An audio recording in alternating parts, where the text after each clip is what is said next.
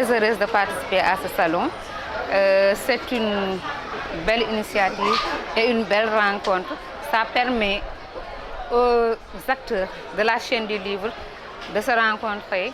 Donc c'est très important et nous profitons de l'occasion pour féliciter encore le promoteur et son équipe. Ejo est un mot qui en Rwanda qui signifie à la fois hier et demain, c'est-à-dire le passé et l'avenir.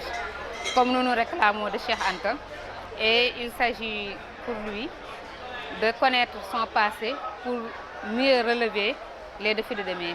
Alors quand on a rencontré ce mot qui signifie à la fois hier et demain, on l'a pris avec enthousiasme. Une maison d'édition doit être en corrélation avec la langue qui est parlée par les populations.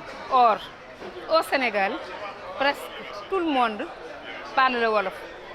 Ou alors, la majorité des Sénégalais parlent le Wolof.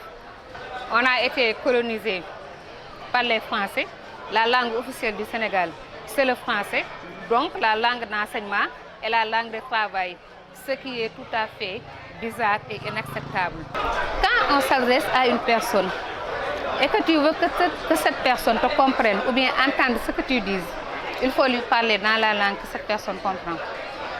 Le Wolof, c'est la langue qui est comprise par presque tous les Sénégalais. Donc un message en Wolof, ça passe comme une lettre à la poste. On comprend et quand on comprend, on s'approprie le message. Si par exemple, je vous parle en français alors que vous ne comprenez pas le français, vous ne pourrez pas me répondre et vous ne pourrez pas participer à ce que je vous dis parce que vous n'avez pas compris. Mais il faut d'abord se poser la question de savoir quand on écrit pour qui? On s'adresse à qui? Si moi je suis écrivaine, je ne suis pas écrivaine, je suis éditrice, mais si j'étais écrivaine, que j'écrive en français, il faudrait d'abord me poser la question de savoir tu écris pour qui ou bien tu veux être lu par qui.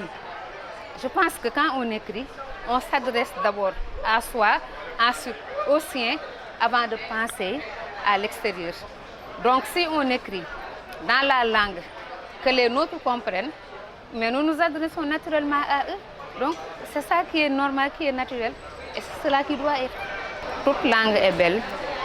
Serigne Moussa Ka disait que bépp làkk rafet na bu yee ci nit xel mu di tudd ci jaam ngor la. Toutes les langues se valent, toutes les langues sont belles.